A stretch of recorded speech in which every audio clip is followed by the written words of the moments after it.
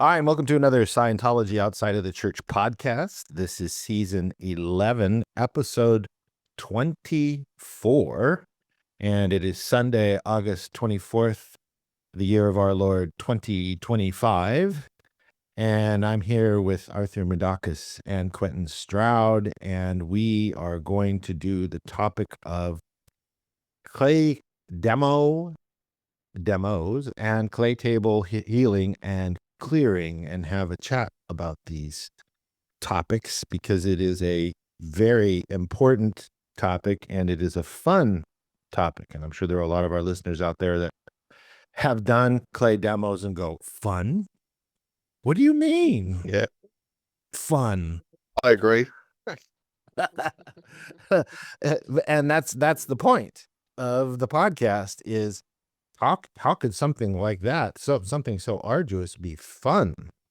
And so we'll get the ball rolling with Arthur's experience doing clay demos on his Pro TRs course, and then we'll segue into clay table clearing and healing, which is something that has resurfaced in the church to a degree in the golden age of tech 1 and 2.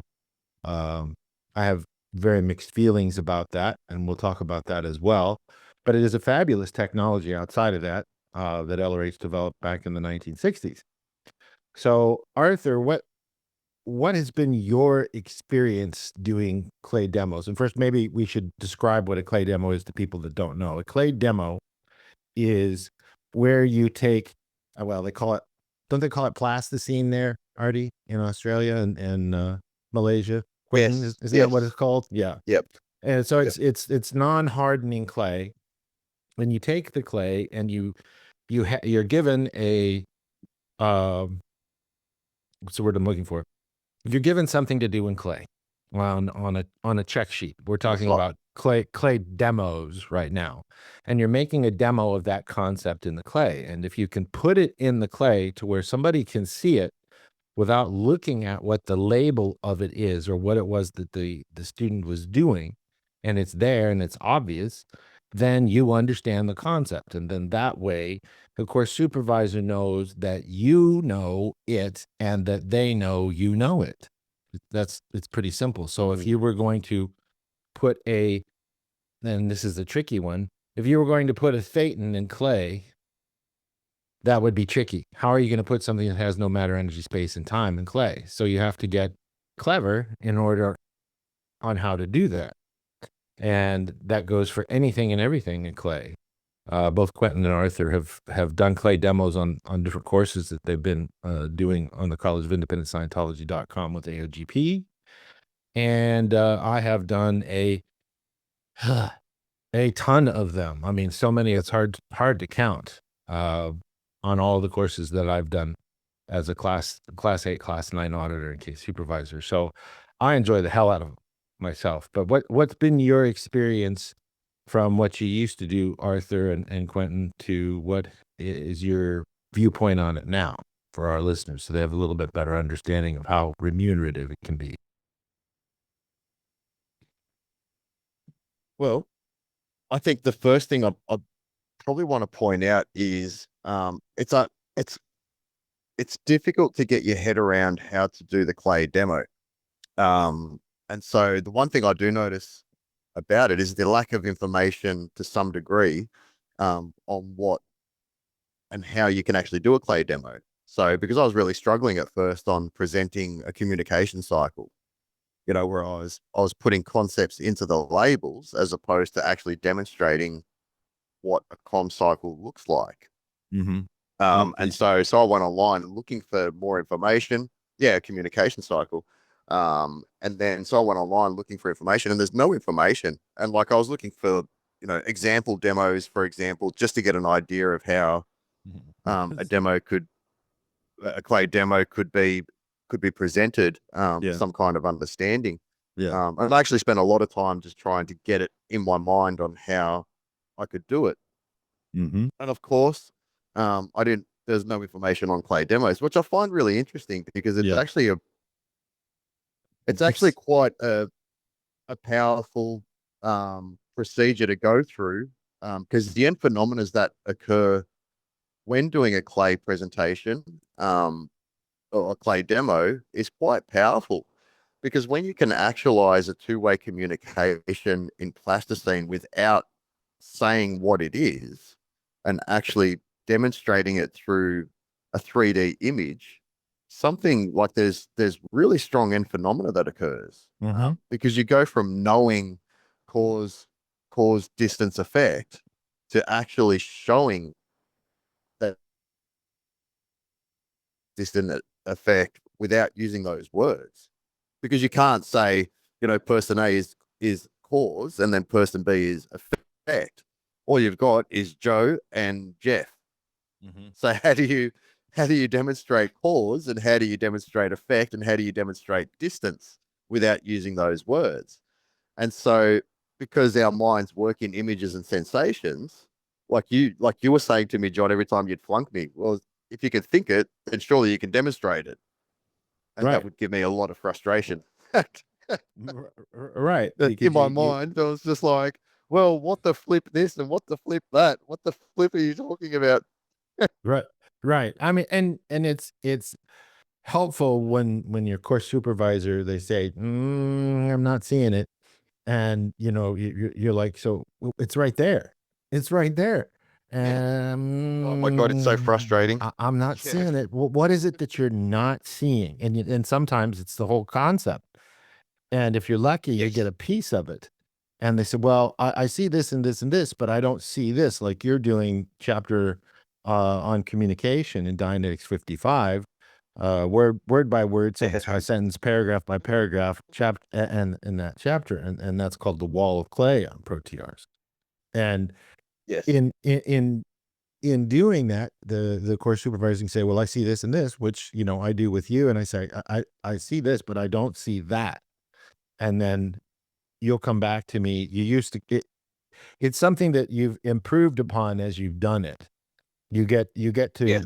to something that might take 3, 4, 5, 6 scenes, separated with a little arrow put in clay and a label put on it saying arrow. And so it's sort of like clay in a movie. It's like storyboarding in clay. And so you're doing these different scenes in the beginning, and by the end of it, and you're getting there quickly, y where you can do everything in one scene, and you have a complete understanding of it to where you go, "Oh, Yes. yeah, I can do this." And see, that's the neat thing about clay demos and clay table healing and clay table clearing, is that you get a conceptual understanding of it and go, "Okay, all I need to do is put that in clay. It's this, this, and this." And it's one scene as opposed to 6 or 8, because you have a conceptual understanding of it now based off of all of the other clay demos that you've done, It's been which a is lot thus yeah, far, but it's yeah, been a hell of a lot. yeah. Um, It's fascinating. well, what's also interesting as well is, like, yeah, I'll get some frustration when I'm flunked, but then when I go over the data again, like it's quite interesting to recognize how much of what I've demonstrated I've actually misunderstood. Mhm. Going back and rereading the data around what the objective for the demo is, just recognizing, oh, I completely misread it, or hang on, I actually don't know what this means, or like it's actually really opened my eyes to a lot of misunderstoods, which is actually so positive side of it, knowing how to know. So, okay, so I know the concept of communication, um, Mhm. through language, but then do I actually know communication in my being? And then by Mhm. being able to demonstrate it in such a way without using the concepts, then the knowing applies itself Yeah. inside of me. It's no longer a process. It just applies itself straight Mhm. away. So I've Mhm. gone from knowing to know, which is Right. something that I think is really profound. Um, and then, of course, with communication, there are so many variables to communication, and demonstrating all those variables is challenging as well. But then once you do achieve it, you're like, wow. And then you go into your everyday and you see it everywhere. Yeah. You see these things everywhere, but not only do you see them, you also know how to remedy them. And when I say no, I mean internal no. Right. You have a conceptual understanding of it. That is what it's all about. Is it's not just, and we talked about this the other day. We had somebody comment on the conversation about the eighth dynamic and God, and somebody said, "Wait, Yep. what?" I had to stop at 1426 in the podcast because that was a lofty concept. You know, they didn't get what it was that I was trying to describe that you couldn't put into words. And that's the Yes. interesting thing, and that's where the clay demos, clay table clearing, clay table healing come in, is because the first thing is how do you show attention in clay? You remember it, and when you were like, what am I? How do I? I didn't forget.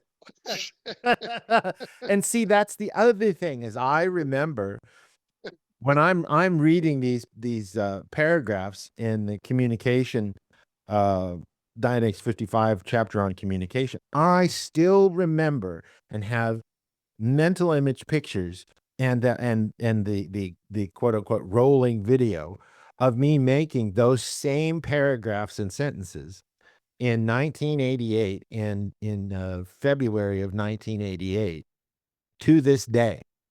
And they're right Cool. there, and I'm like, oh Yeah. well, I remember how I did this, and that I find that very interesting, just like what you said. But I mean, the idea of the clay demo is to create mass, an absence of mass. Right, Hmm. right. You And have to so, put it so there. when you've created that mass, how can you not recall it? This is where I really how I benefited from doing clay demos. For me, it took me to a creator space.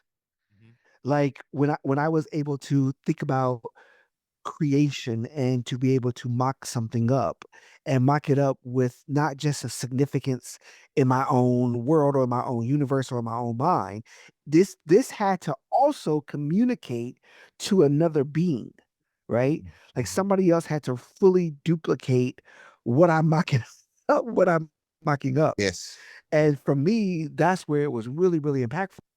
Um, LRH talks about clay table healing and clay table clearing as being level 3 and level 4 as it relates to doing these things.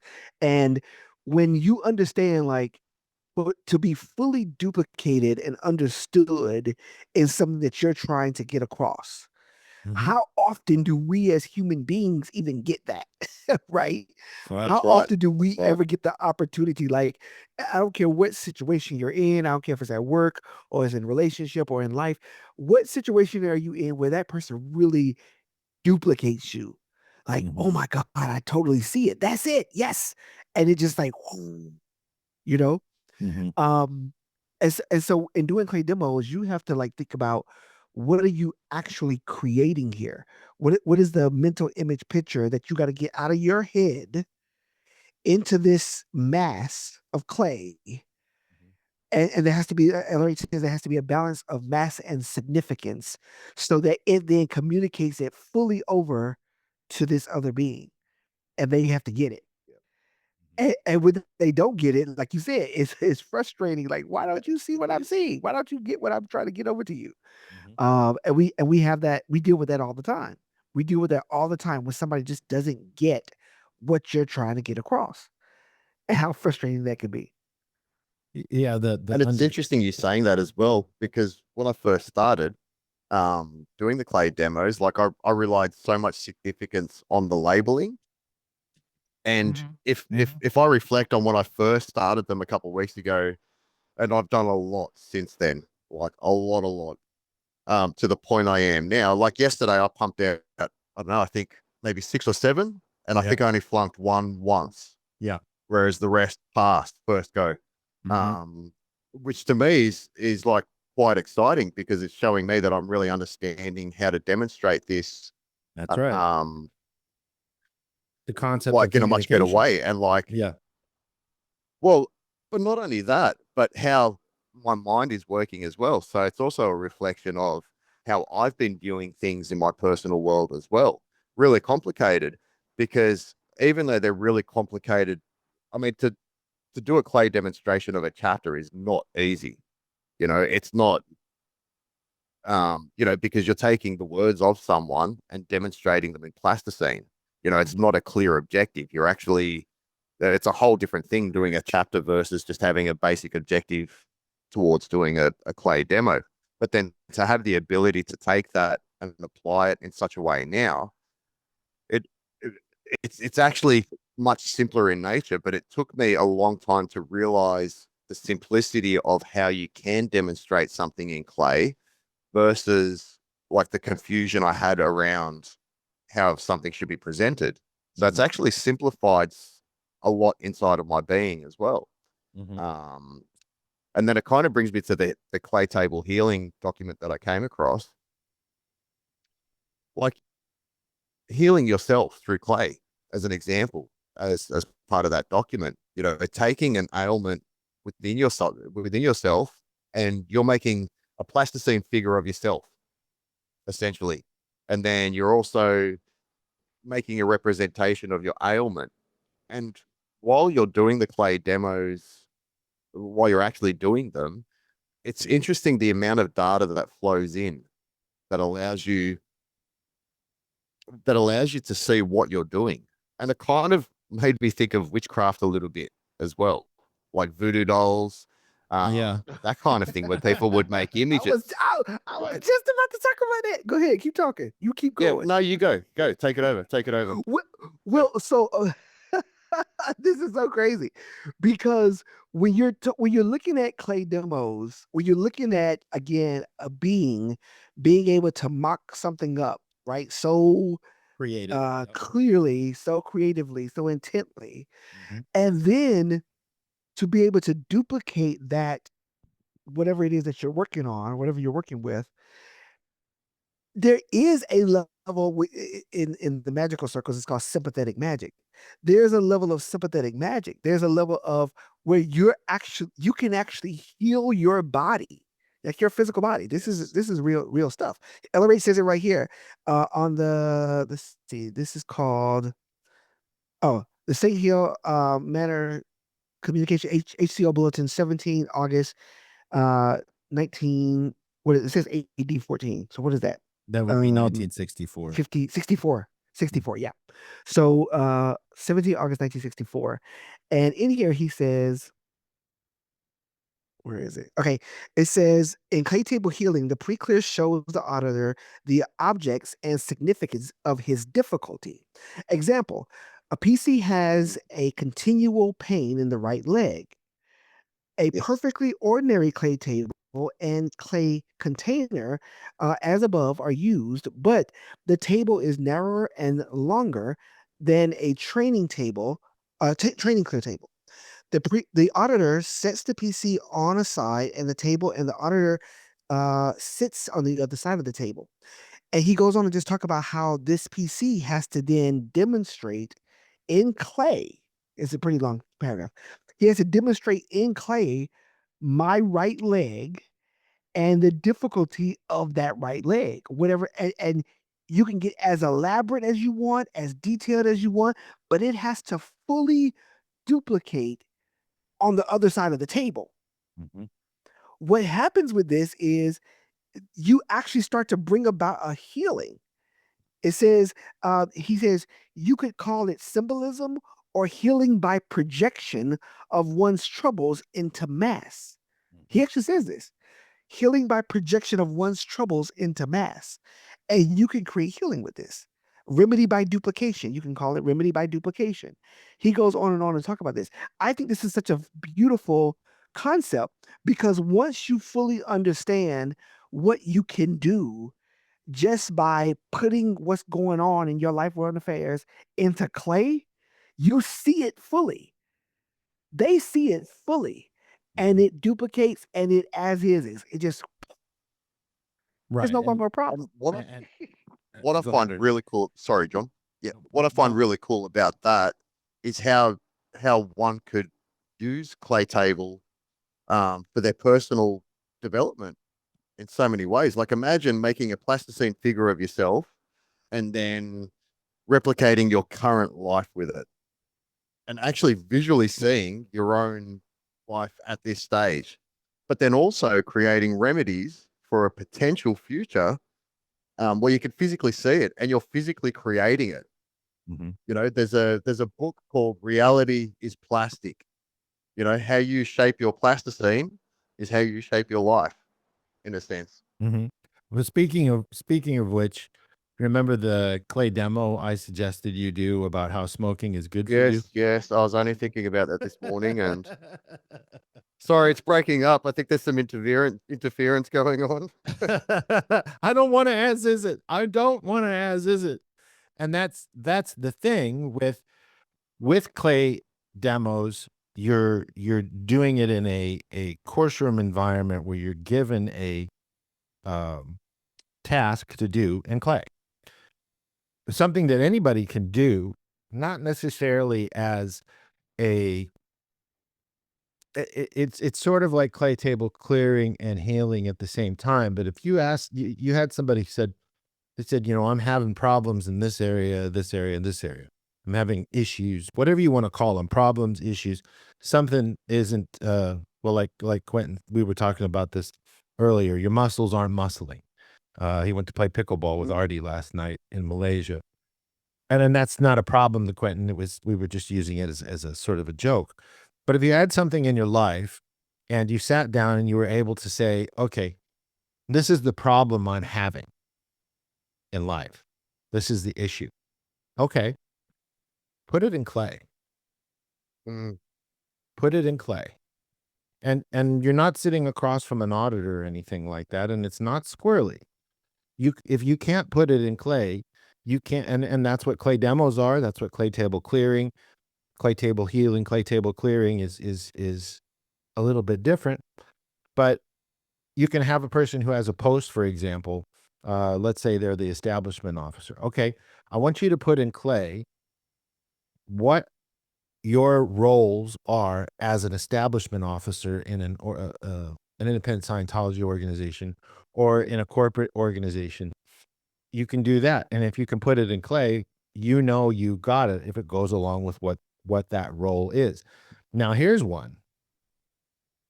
Doing the conditions, a condition for one of your mhm. dynamics, the ethics conditions, doing the condition that it is that you're experiencing in clay. And then you'll go, oh, that's the condition of fill in the blank there. Now put it in clay, That's a good idea. you doing the condition, we talked about who are you really the other day. Okay, put it in clay. Put it in clay. That's a And really good idea. that will stay in because you've as is what it was that you were doing to what you should be doing, what you're doing. I mean, you can put Mm, anything in clay. And if you have not a body, just a body problem, but anything that's going on in life, put it in clay and then put the solution in clay. Wow. Yeah. Yeah. I mean, Quentin, But you could do this with your clients, the people that are that's right. like, okay, I can only yeah, help you with your business to the degree that you want to help your business. So yep. what is it you're doing with your business right now that you shouldn't be doing? I want you to put it in clay and I want you to send me the pictures of it. Label, teach them how to do clay Yeah. demos, and then say, okay, that's what you're doing. Okay, now what should you be doing? Put that in clay and it'll stay in. That's so good. I mean, that's Ellery says powerful. here, he says that you really don't have to explain it with new terms because it works. This type of healing is very old, he says. This type of healing is very old. In fact, it is the first recorded effective healing recorded in the dawn of man. But when we add to it what we really know of the mind, when we add to it the auditing calm cycle, when we use it with the PC telling the auditor, not the practitioner telling the PC, we move into zones of healing never dreamed of before. I think this is fantastic. Mhm. Well, even if you go back to the Bible, how did God create the Adam? Mm-hmm. From clay, From clay, from right? dirt. And even back before that, in Sumerian teachings, Marduk spit in the dirt and made a mud from his spit, and that's how a man was made in Sumerian. That's what the Genesis story got it from Sumerian. But yeah, that this whole idea of like, I'm gonna mock something up as a god. I'm gonna mock something up. Go listen to the podcast last week, for the God podcast. I'm gonna mock something up, and I'm gonna give it my essence, my truth, my energy, my knowingness, and I'm gonna make it so. This is how you make things happen. I love it. Yeah, and you have to What I find, look at that. If I may interject real quick, you have to look at that yeah, throughout the ages, and you look at what the Greeks and the Romans did as far as putting the gods, well, not necessarily in clay, but in they images. in images and representations, Stone, yeah. in stone, and, Yeah. and all of that. And you look at some of the Renaissance pieces that were made by the most famous artists, to where they took something in the physical universe and then recreated it in marble, to where you could see that it was a veil and what was Yes. behind the veil. And talk about as isness. I mean, wow. How do you mess it up when you observe it? You can't. You It's not a can't. painting. It's not a 2D. It's not a 2D representation. You can walk around it. Yeah. You know what I mean? You can observe every angle. Yeah, it's size accurate to what that person was, and they didn't have photography then. No, You have to think about that and came go, from somebody's "Jeez, mind, right?" Now y'all got me. Yeah. I want to create I want to create a statue of me. Yes, What do it. I want to. Do it. Yes, Yeah, Do I it. mean, that's you good. What I find and interesting as well is, like, through school, we're taught, like when we go through school, they make us paint, they make us play with plasticine, they make us play with clay. Mhm. So we've actually done these things, through the Western schooling system. I'm not sure about other schooling systems, but we've actually been taught these things as children, right? And so, like, when we're taught about dinosaurs, make a plasticine dinosaur, for example. Mhm. What's your favorite dinosaur, and you'll make a clay figurine of something you really like. And Mhm. what I find kind of interesting is we're taught that as children, but then as adults, we put that to the side because Mhm. that's just something kids It's do, child's play. right? Yeah. It's child's play. Whereas as an adult now, and what I find really interesting is there's actually a lot of confront involved in doing a clay demonstration as well. But Mhm. the cool thing is it's actually a safe confront, because if you've got a life situation that actually involves other people, you can confront the clay before you confront another person. Right. Yeah, we were just So talking about that it earlier. Yeah. yeah. And so I don't know, for me, like, learning this new skill, I think is such a powerful skill to learn. Mhm. And it's one I think I'm going to use a lot. We were talking about being in what podcast was it? It wasn't the last one. It was one of the ones we were talking about, that ARE is a conjugation of the verb to be. If you really wanted, somebody was having trouble with understanding the concept of beingness,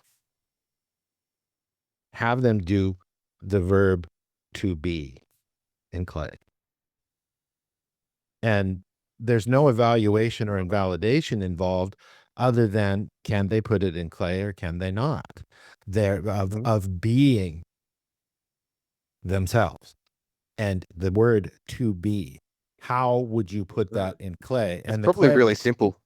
it's very simple. But the thing is it has to have that component of truth for that person, when it's about that person, not just demonstrating some guy, but demonstrating yourself to being doing, having. Okay, for example, be, do, and have. Okay, demonstrate those to me in clay. And we've talked about be, do, have so much in the podcast because it's so important. But if you were to put that in clay and say, show me the definition of the word to be that is true for you on the first dynamic, that could take up tables. My biggest clay table that I mentioned was the responsibility of leaders policy letter, and putting it in clay. It took 8 tables, 8 feet long each. Can you imagine what the verb to be could be and could, sorry to use the word again, but it could exist as when you put it in clay, as far as clearing the word to be as it applies to you as a being? What pictures did you guys get in your heads there I was just for yourself? without, I was just thinking like, just kind of being in, oh gosh, hold on a sec, I had it. As isness in action. I had beingness. I had beingness. Hold on a second. I get the image of like just kind of standing there, Mhm. hands in pocket, and just looking out into the distance, looking out into space, and just being. I don't know. How do you do that? Right. What are you being? Yeah. Artie, what would you Yep. what would you do? What would you put, how would you put it in clay? Just for the sake of our listeners. How would you do being? How would you do being? All right. If I was to do being, I'd do a representation of myself. Mhm. And then I'd probably, from my throat and from my chest and from the top of my head, I'd connect a circle around the figurine and I'd connect those 3 points and I'd call them theta to start with. And then I would have just various objects around me with arrows pointing to them to show that I'm in theta no matter what I'm doing. That's how I would represent being. Yeah. Mhm. It's different for Really simple. every person. Yeah. Because being, and if we're looking at be, do, and have, if I said, okay, just needs to be being, Artie. Okay, not do Yep. or have, not do or have. How Yep. how would you Yep. represent it without things? You'd still have to put it in clay. But I'd do exactly the same. I'd have the theta coming out of the top of my head, out of my throat, and having them all connecting, because your communication with yourself needs to be in alignment with your theta as well, right? In order to be. Because if Right. your thinking's out, but your theta is pushing you towards being more positive, but your personal language and your heart space is not in alignment with that theta, then you're not going to be. You're going to be aberrated Now, somewhere. when you say So they you're all a- need to be in when alignment. you say you're a theta, are Yep. you talking about the the energy that one produces as a thetan, or are you talking about the individual themselves as thetan, represented as thetan? Okay. Good So if question. I was to expand on that, right, then the clay figurine I would label as thetan. Okay. So theta is coming out and it's all in alignment, but then now we're a thetan. So my theta, my spiritual theta, The energy or my of spirit, is in alignment with my body. Total alignment with my body, creating a thetan. Got it. No, Right. it's Okay. yeah, it's important to note that what is true for that person in putting that into a clay representation or representations is true for that person. So there's no right or wrong. It has to resonate and validate what their concept and understanding of being is. And Quentin's, yours was drastically different than Arthur's. Right. Correct. Well, now that Art said his, I think I was showing a doing. Right. I wasn't showing a being. I was Well, showing a that was the question. Was being in motion? So the verb being as opposed to the noun being. Right. And we're looking right. at No, a but yeah, thing. I was showing doing, standing out and peering out into the abyss of the wilderness of the sky, and that's a doing, actually, huh? Yeah, That's right. Isn't Yeah. that Then interesting? John asked, how do you do it without the doing? Right. Stationary. Yeah. That is an example. Yeah, that is an example of clay table clearing. Okay, because Yeah. out of it, you're having these byproducts of an understanding that is something different than the concept is defined as. And it's not that you're wrong. It's just that when you start doing it in clay, everything else sort of susses itself out when, well, like, the axiom of comparable magnitudes, where you have to have a comparable magnitude. You said yours first, then Arthur said his, and then you had the cognition, wait a minute, I'm doing instead of being. Mm. Right.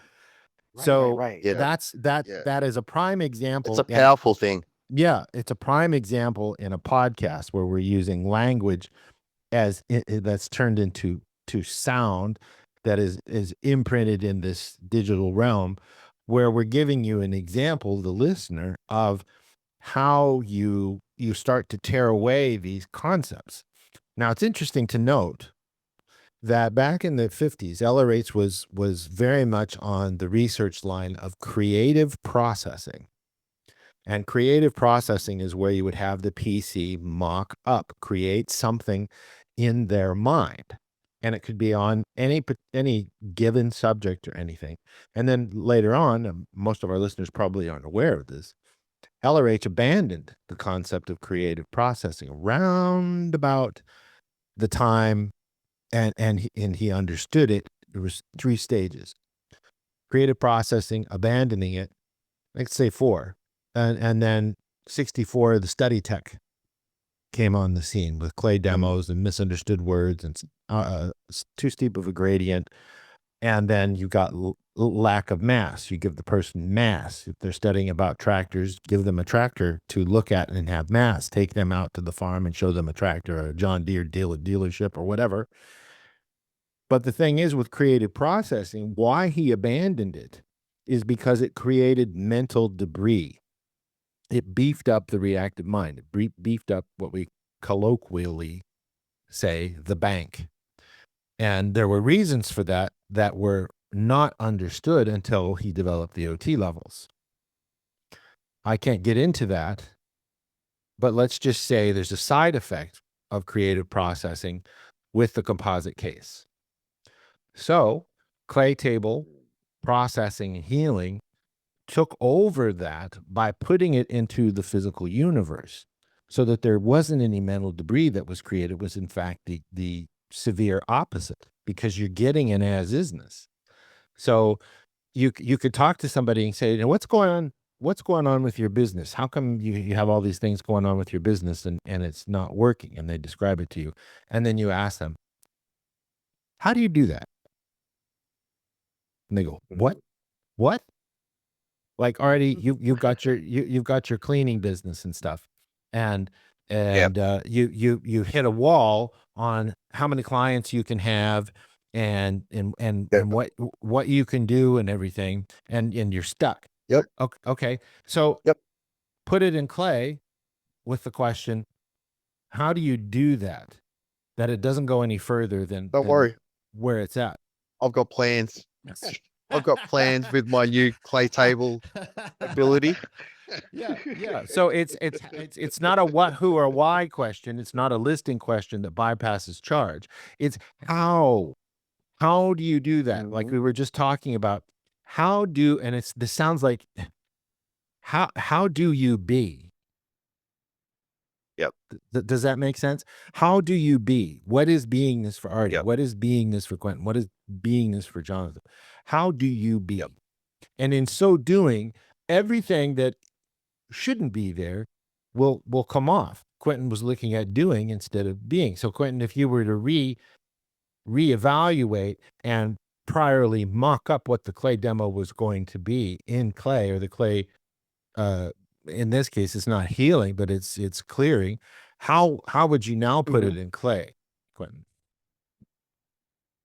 Oh, you want me to answer that now? Yeah. What did you come I up was with as I a will still have secondary? to. I didn't think about it. I just said, oh, that was a doing. Right. Huh. So And so I how just would left you? it there. How would you? How do you do that? Let's see. How do I do being? Oh no, that's a how question. Oh yeah, that's right. No, How that's do right. I do being? How do you do it? Hmm. That's funny because we're asking for a doingness in clay that represents a beingness. It's a bit of an irony there. Right. It's But kind of but it it's kind as of is. tricky. It's I would yeah. right. I would say I do being by creating a impression of myself. It would definitely be me, Mhm. and then me would have to on my face it would represent a I'm giving it a significance. Right. I would have to say just a S- calmness. Serenity of There'll be You a being. can show that serenity. Yeah, significance there'll be a through the serenity. clay. Yeah. Right. Say that again. So the facial, so you could create the facial expression on the clay to express what you're trying to convey, you know, whether it's a smile, whether it's a frown, whether it's open eyes, you know what I mean? So you can actually create Right. the image of that significance on the clay as well. Yeah, that's a yeah. So it would be the clay mass would have a significance of serenity, and this serenity that goes across it, and then I would probably have my eyes. Oh, okay. So what comes to mind now is almost like having my eyes closed, so that it wouldn't have to be necessarily like looking at something or trying to figure something out. It would just be there, and then the clay would have a slight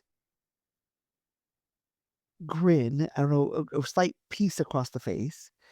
Now that we're talking about it, the first image that comes to mind is almost like a Buddha kind of image. Like I was in Mm. Bangkok and went to the sleeping Buddha, which is my favorite Buddha, by the way, the sleeping Buddha. And I felt that. I felt this serenity of beingness while I was there. And I think that that's how I would depict it. Just O- laying there, just being. Okay, let's take it to stage Good 2 answer. for both of you. If you were to do being as a thetan, and we've got thetan, mind, body. Okay. And you're both talking to me about how you would do being for you in clay on the first dynamic. And we went from body to thetan. How would you put that in clay since you are a thetan controlling a body? Pray tell. Wait, okay, ask that question again, Ian. Okay. How would I've you already got one. how would you represent you as a thetan minus the body as a clay representation? How would you put being as you being a thetan, which has no matter, energy, space, or time, but you're Ah. trying to represent it in the clay using matter, energy, space, or time? How would you do that? Mm. Already, you said you already had an idea. Let's give Quentin a moment to Yep. come up with Mhm. something. Yep. What would it be, Artie? Get it? That's a joke. So yeah. It just would. It would just be. You get it? But you got to put it in clay. So So how would you do? How would you yep. go about doing that to show the beingness of you as a thetan in clay? Okay.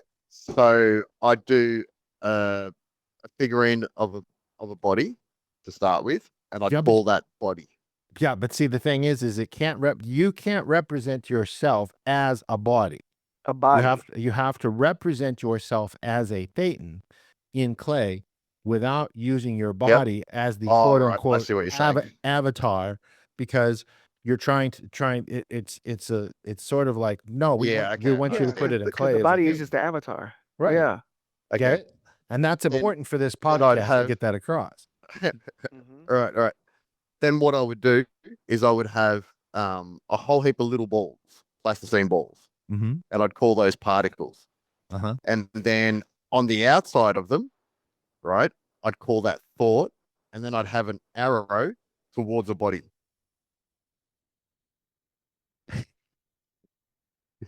And again, there's no wrong answer to this. I just think it's curious for the sake of the podcast. Do you see now, Quentin, what would yours? Now, see, now it's interesting because I saw myself being a large.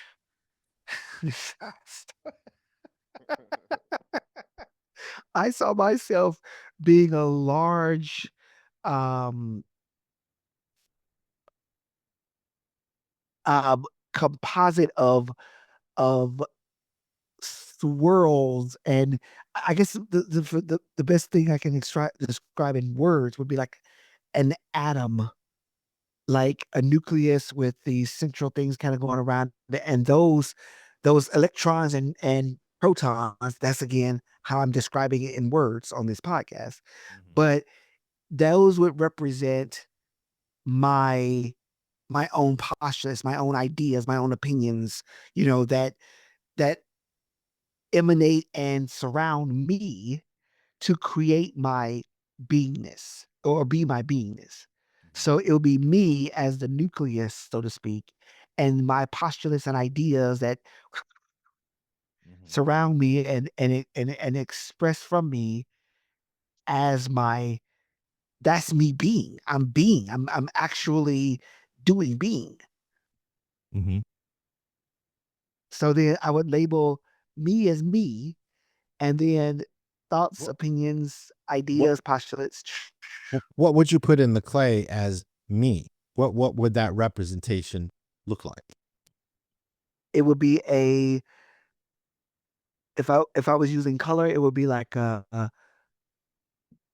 bright, it would be like a golden, uh, I won't say a star, but it'll be a golden expression, like with it wouldn't be a round ball. It would be like a golden expression of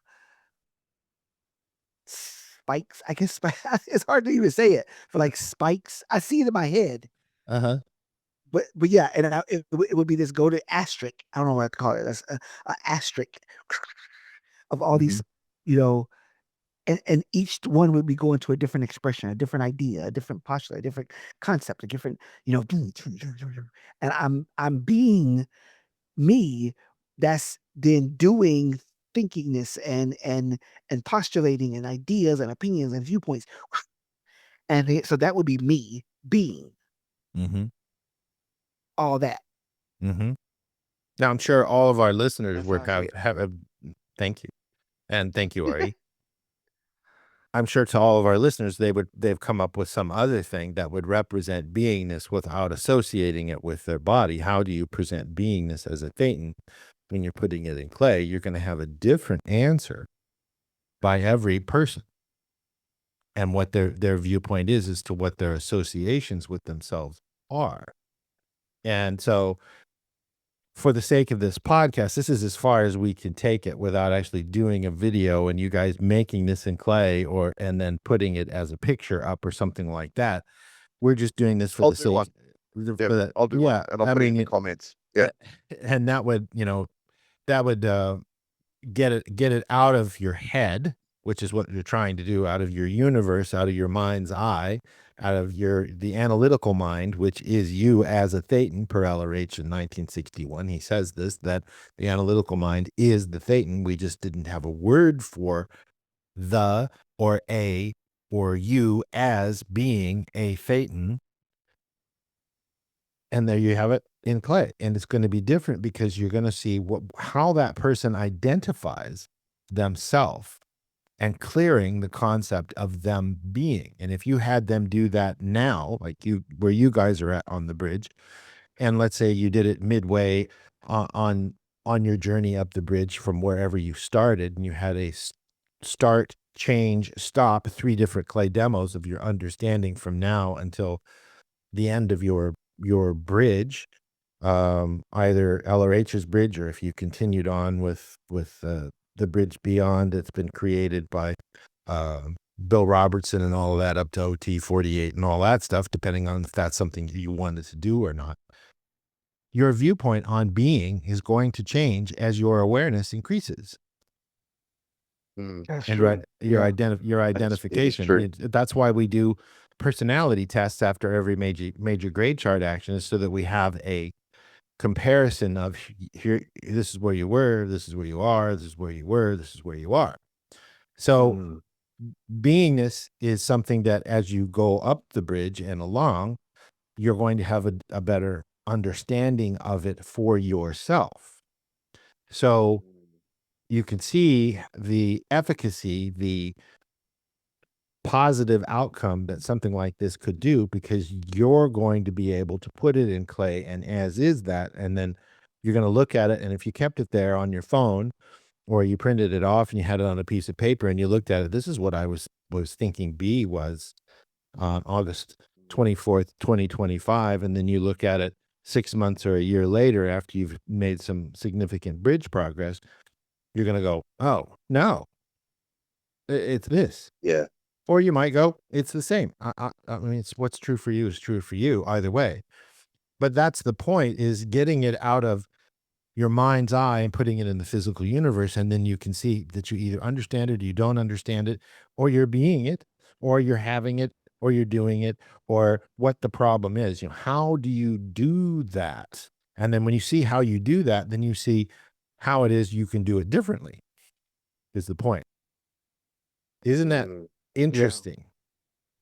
And if It you is. ask other people, what is it you're having difficulty with? Okay, put it in clay. Okay. Yep. Now what's the solution to that? They'll give you the solution and put it in clay, and they're going to remember it, and it's going to stick because they did. And when LRH was doing doing creative processing and everything like that, we weren't getting the results that we wanted from it because we were creating something other than what we had already created. That creates mental mass. Get it? Mm. Right. It's not an as-isness, I it's just, it's an alter-isness. Yeah. So you put it in clay, you get an as-isness, because if you create a perfect duplicate over it, it vanishes. Now your viewpoint's vanishes. different.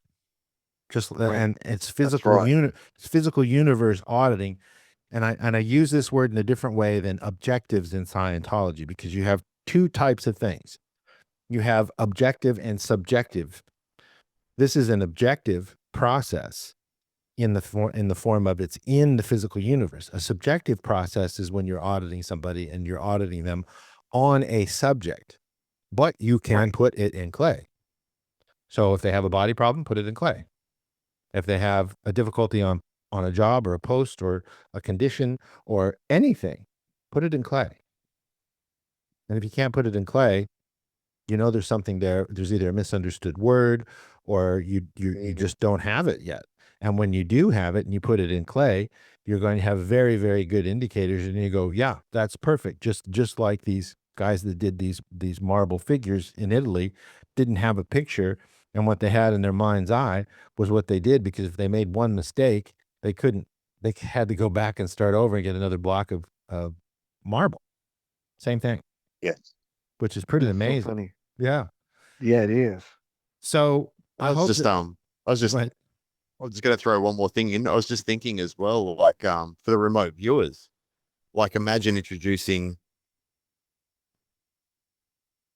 with your remote viewing sessions, like how different would it be then as well? And that'd be a cool experiment, actually, like throw a question out and then get, 10, 15 people to do a clay representation of their perception of a location or a person or something, and And put see it in clay. what, and put it in clay as opposed to drawings or squiggles or scribbles. Right. Yeah, put it in a clay and see what happens. Right. And here's a bean burner. How would you represent the theta universe in clay? Well, it's funny you asked that, because I got thinking of the last podcast we did, and I think it'd be easier to put um uh number 7 in than it would be to do dynamic 8. I think it'd be easier to represent dynamic 7 than it would dynamic 8. Mm-hmm. How do you represent infinity in clay? I mean, you could use the infinity symbol, but that's significant. I mean, I'm just taking it to the extreme, but that's putting too much significance in the clay, And the label, well, this is, okay, that's a symbol for that. And we did that podcast about conceptual understanding, and conceptual understanding doesn't involve words. It doesn't involve symbols, because words are made up of letters that are symbols that make a sound, so on and so forth. Try that one. And how do you represent the eighth dynamic without too much significance in the clay as is infinity? That's Right. and I've got it. oh, okay. It's going to be a blob of clay, and then no shape, just a blob of clay, and the label is going to be it. IT. Quentin, how would you do it? Talking about the third universe or the eighth dynamic? The eighth dynamic. Yeah, it's dynamic. I would do infinity. I would do if a person came up and walked up and saw this and they never saw infinity before, I would. It's a toughie. It is a toughie. How about this? How about y'all message me and I'll tell you in the message?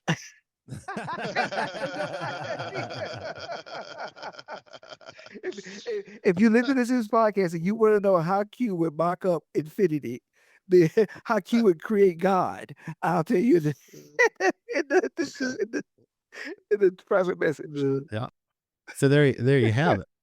Is if you can put it in clay, you understand it.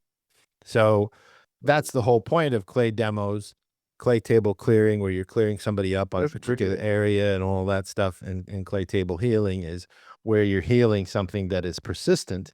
And if the person duplicates it well enough in the clay for them, then it as is itself and handles it. We're not saying that, and we're not saying that. We're just saying that if you duplicate it well enough in clay, the outcome of that will be nothing short of a miracle. I totally agree. I'll say and I don't see it, like, after doing so many clay demos, I actually don't see it as a skill. I'm actually calling it an ability. Like, Yes. I've learned a new ability, not a skill. Yeah. Like, I've learned an ability that I can use in any area of my life that I choose. And that's the thing. And I'm really excited by that. Yeah, engineers, they say if you can't build the bridge in a Well, small they build models. in a small model, it won't work That's right. because you can't put it out there. So it's the same concept, whether it's something you're doing in your life or it's something you're trying to represent as a concept or anything like that, or a body problem. If you can recreate it, then you have an as isness, but you're also creating a persistence of the state itself and how it should be. And so that's the end result is that you have a conceptual understanding of this. And so a lack of persistence, unless you want to keep it there on purpose. And the thing you want to keep there is a happy, healthy body that functions properly. Right. So interesting conversation. And I'm sure we'll have some That's pretty cool. Some feedback on this from people and everything, with questions and comments of how they've done things and what they can do and all of that stuff. Feel free to put them in the comments on YouTube. And that will, we can have a dialogue about it and everything, because, it's a vast subject, because anything can be done in clay. So for Quentin, Arthur, and myself, give it a try, put it in clay, get on a course on the College of Independent Scientology.com. If you don't know how to do it, we'll show you how to do it. We have a free basic study course, and we have the student hack course. If you were to just put the illogics from the data series in clay, from an example in your own life of how do you do that? I mean, the results would be astounding, and you can do this with any data, not just Scientology and Dianetics, Independent Scientology and Dianetics.